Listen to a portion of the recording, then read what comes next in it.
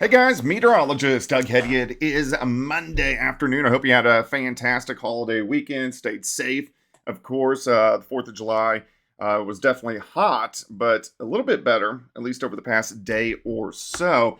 And of course, weather-wise, we had a Hurricane Beryl, which made landfall late last night and then into the morning hours for us today. So a lot of us are going to pick up moisture from the remnants of what once was Hurricane Beryl. Also, pretty cool about this. I've always been talking about the global predictor, but we finally got our app out. So it's right here, right on your phone. If you want to go to Weather 2020 and go to the global predictor, you can get your 6-month forecast anywhere in the world. And on one of these videos later on this week, I'll kind of show you what it can do. Huge shout out to my boys, Superior Roofing and Construction, a four-state premier roofing contractor.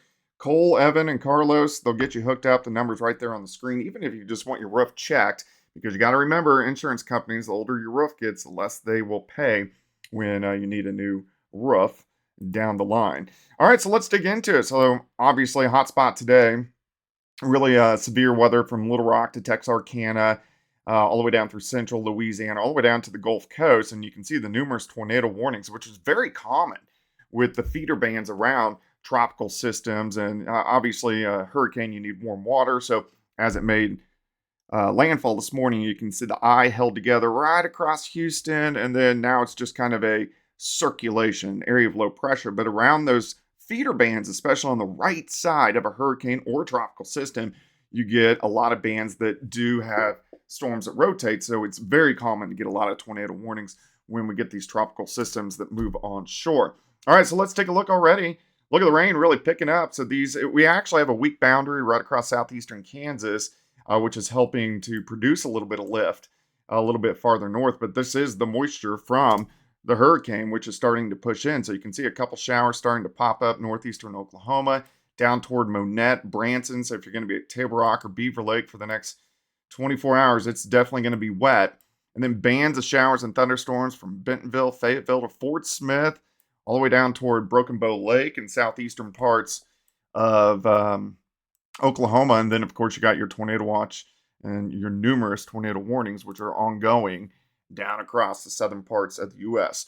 All right, so let's go into the next few days, because right now it feels pretty good out there because we have the clouds, we have the showers, we have the thunderstorms across the region, but we are going to start to see the rain really picking up. Now, if you're out toward Wichita or Oklahoma City or really even Tulsa, you're not going to get much from this system. Really, Joplin is kind of that line of where showers and thunderstorms are going to be. So by this evening, bands of showers and thunderstorms, and some of these could be severe in southern parts of Arkansas, and then scattered showers and a few thunderstorms getting up into southwestern Missouri. You can see those bands at Joplin, Springfield, right on that northern edge.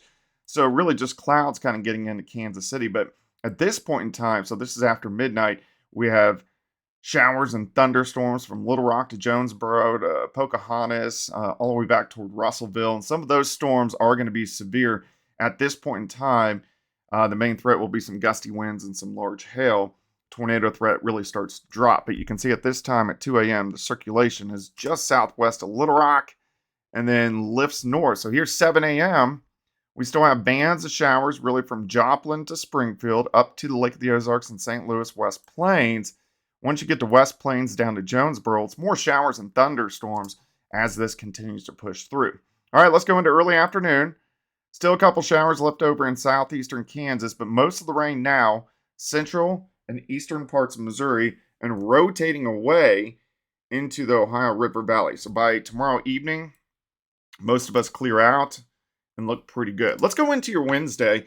Wednesday, not bad. There are going to be some showers that start to pop up with our next little wave out across northeastern Kansas back through western parts of Oklahoma. And this will produce a few light showers Wednesday night into Thursday morning, very scattered across the region. What I do want to show you, though, is this. The heat is really going to be pumping back in. So let me move all the way to Friday. Look at the heat. 94 Kansas City, 95 Topeka, about 102 in Wichita, 100 in Tulsa. And then it gets worse.